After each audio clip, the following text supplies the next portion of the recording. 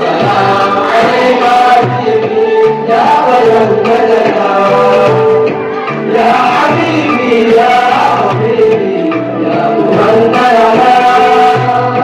رؤية النساء لمنا وعدم جمال صلوات الله عليكم ألف ألف مرة صلوات الله عليكم ألف ألف مرة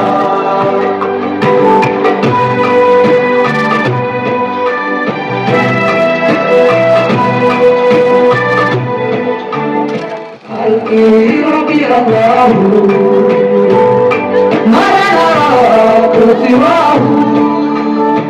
الحمد لله الذي هدانا يا لمين في الأمانة الإله في التعليمات يدوها معجزا عاشرة مصطفى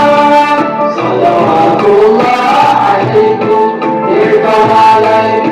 محمد الأنبياء صلوات الله عليكم يرفع عليك محمد الأنبياء صلوات الله عليك مصطفى يا نور الله لا تجد لوحده ويصدق ما عليه يولد بدورنا يولد ya Allah dalam ke kuma ya zake yumma ya Allah ya Allah hamdu ya Allah dalam ke kuma ya zake yumma ya Allah ya Allah hamdu